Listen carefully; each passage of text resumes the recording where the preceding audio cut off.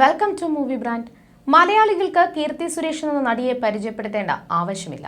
മലയാളത്തിൽ നിന്ന് കരിയർ ആരംഭിച്ച് പിന്നീട് മറ്റു ഭാഷകളിൽ പോയി വിജയം കൈവരിച്ചിരിക്കുകയാണ് നടി. തമിഴിലും തെലുങ്കിലും എല്ലാമായി തിളങ്ങി നിൽക്കുകയാണ് താരം. ഇക്കഴിഞ്ഞ ഡിസംബറിലായിരുന്നു കീർത്തിയും ആന്റണി തട്ടിലിന്റെയും വിവാഹം. സോഷ്യൽ മീഡിയയിലൂടെയായി തന്റെ വിശേഷങ്ങളെല്ലാം പങ്കുവയ്ക്കാറുണ്ട് കീർത്തി സുരേഷ്. തന്റെ സഹതാരങ്ങളെല്ലാമായി അടുത്ത സൗഹൃദം സൂക്ഷിക്കാറുണ്ട്.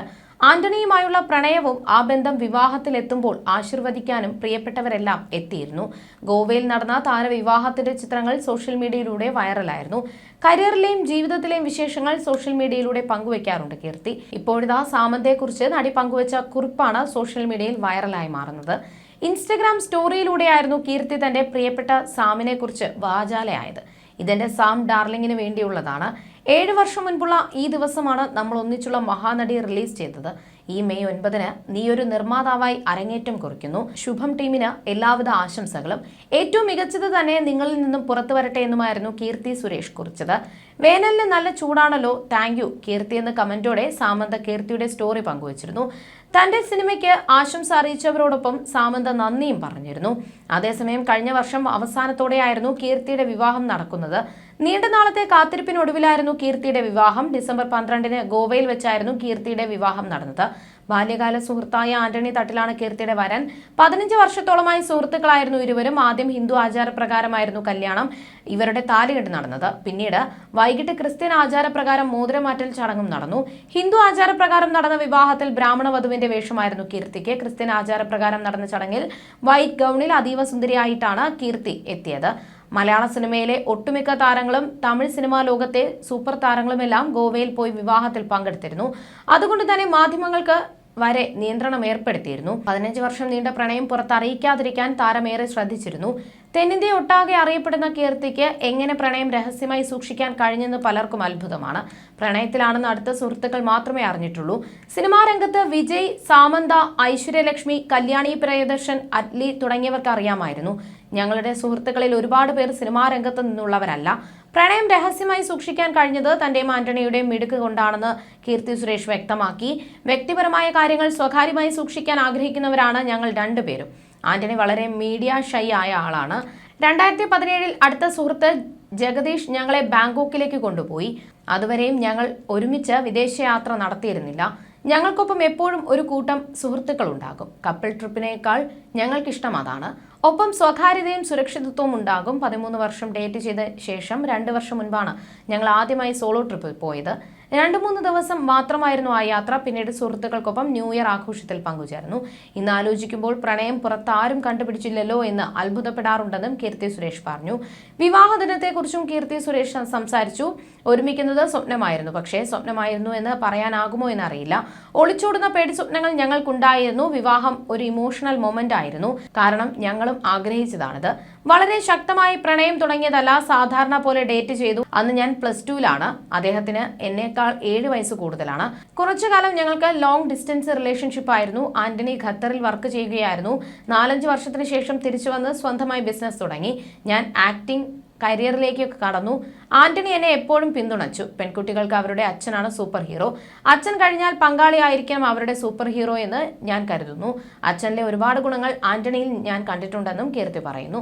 ഇവളെ ലഭിച്ചതിൽ ഇവൻ ഭാഗ്യവാനാണെന്ന് കരുതുന്നവർ ഉണ്ടെങ്കിൽ എന്നെ വിശ്വസിക്കൂ. അദ്ദേഹത്തെ ലഭിച്ചതിൽ ഞാനാണ് ഭാഗ്യവതി. ഒരാൾക്ക് വേണ്ടി ഒരുപാട് വർഷങ്ങൾ കാത്തിരിക്കുക എളുപ്പമല്ല.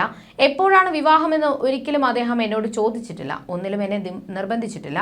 സ്ത്രീകളെ ഒരുപാട് ബഹുമാനിക്കുന്ന ആളാണ് തന്റെ ഭർത്താവെന്നും കീർത്തി സുരേഷ് പറഞ്ഞിരുന്നു. വിവാഹശേഷം ആദ്യം നടത്തിയ യാത്ര ദുബായിലേക്കായിരുന്നു. എങ്കിലും ഹണിമൂൺ തായ്ലൻഡ് ഫുക്കറ്റിലേക്ക് ആണ് ഇരുവരും യാത്ര നടത്തിയത്. കൊത്തുപണികളും പരമ്പരാഗത രീതിയിലെ ക്ഷേത്ര സമുച്ചയങ്ങളും കടലിലടിയിലൂടെയുള്ള യാത്രകളും അവസാനം പനി പിടിച്ചു കിടക്കുന്ന ചിത്രങ്ങളും എല്ലാം കീർത്തി തന്റെ ഫുക്കറ്റ് ഡയറീസിൽ ഉൾപ്പെടുത്തിയിട്ടുണ്ട്. ഭർത്താവിന്റെ ഒരു ചിത്രം പോലും എവിടെയും പങ്കിട്ടിട്ടില്ലാത്തത് വലിയ വിമർശനങ്ങളാണ് താരത്തിനെതിരെ നടന്നത്. മാർക്കറ്റിംഗ് തന്ത്രം എന്ന് പോലും പലരും വിമർശിച്ചിരുന്നു.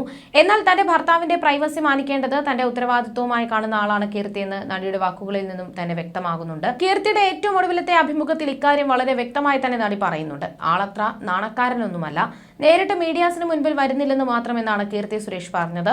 അദ്ദേഹത്തിന്റെ ഈ സ്വഭാവം എനിക്ക് അറിയുന്നത് കൊണ്ട് തന്നെയാണ് ഞാൻ നിർബന്ധിക്കാത്തതും. ഞാൻ നിർബന്ധിച്ച് അദ്ദേഹത്തെ മീഡിയയ്ക്ക് മുൻപിൽ എത്തിക്കില്ല. എനിക്ക് മീഡിയാസ് ഒരു ശീലമാണെന്നാൽ അദ്ദേഹം അങ്ങനെയുള്ള ഒരാളല്ല. ഞാൻ ആ പ്രൈവസിയെ മാനിക്കുന്നു എന്നാണ് കീർത്തി സുരേഷ് പറഞ്ഞത്.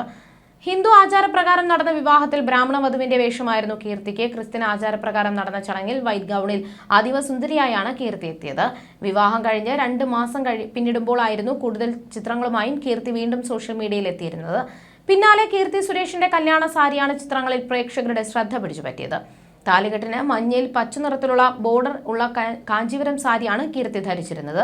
എന്നാൽ പ്രീ വെഡിങ്ങിന് ധരിച്ച സാരി സ്പെഷ്യലാണെന്ന് കീർത്തി നേരത്തെയും സൂചിപ്പിച്ചിരുന്നു. ഇതിനെക്കുറിച്ച് പിന്നീട് പറയാമെന്ന് കരുതിയിരുന്നതായി നേരത്തെ കീർത്തി പറഞ്ഞിരുന്നു. പക്ഷേ അപ്പോൾ തന്നെ ആ സാരിക്ക് പിന്നിലുള്ള കഥ നടി വെളിപ്പെടുത്തിയിരുന്നു. പ്രീ വെഡിങ്ങിന് ധരിച്ച മെറൂൺ സാരി അമ്മ മേനക സുരേഷിന്റെ കല്യാണ സാരിയാണ്. 30 വർഷത്തിലേറെയായി അമ്മ ഭദ്രമായി സൂക്ഷിച്ച സാരി തന്നെ ചെറിയ ചില മിനുക്കുമണികൾ നടത്തി കീർത്തി എടുക്കുകയായിരുന്നു. താലികെട്ടിന് ശേഷം ഡ്രസ് ചേഞ്ച് ചെയ്തപ്പോൾ എടുത്തതാണ് മെറൂൺ നിറത്തിലുള്ള സാരിയിലുള്ള ഫോട്ടോകൾ. അതെന്റെ അമ്മയുടെ വെഡ്ഡിംഗ് സാരിയാണ്. അമ്മ ആ സാരി ധരിച്ചു നിൽക്കുന്ന ചിത്രങ്ങൾ എന്റെ കയ്യിലുണ്ട്. അമ്മയുടെ കല്യാണ സാരി എന്റെ വിവാഹമായപ്പോൾ ഞാൻ നവീകരിച്ചെടുത്തു. വിവാഹ വസ്ത്രങ്ങൾ ഡിസൈൻ ചെയ്ത അനിത തന്നെയാണ് ഈ സാരിയും എനിക്ക് നവീകരിച്ച് തന്നത്. 30 വർഷത്തിലേറെ പഴക്കമുള്ള സാരിയാണ്. ഞാൻ ഈ സാരി അമ്മയുടെ കയ്യിൽ കണ്ടപ്പോൾ ഇഷ്ടത്തോടെ ചോദിച്ചു വാങ്ങിയതാണ്. ഈ പഴയ മോഡൽ സാരി നിനക്ക് എന്തിനാണെന്നാണ് അമ്മ ചോദിച്ചത് എന്നുമാണ് കീർത്തി വെളിപ്പെടുത്തിയിരുന്നത്. നേരത്തെ മലയാളി സ്റ്റൈലിൽ നടന്ന വിവാഹ പാർട്ടിയുടെ ചിത്രങ്ങളുമായി കീർത്തി സുരേഷ് എത്തിയിരുന്നു. ഞങ്ങളുടെ നാടൻ മലയാളികളെ പുറത്തെടുത്തപ്പോൾ എന്ന് പറഞ്ഞാണ് കീർത്തി ചിത്രങ്ങൾ പങ്കുവച്ചിരുന്നത്.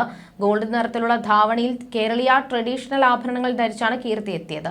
കുർത്തയും മുണ്ടും ധരിച്ച് ആണ് ഭർത്താവ് ആന്റണി തട്ടിലും എത്തിയത്.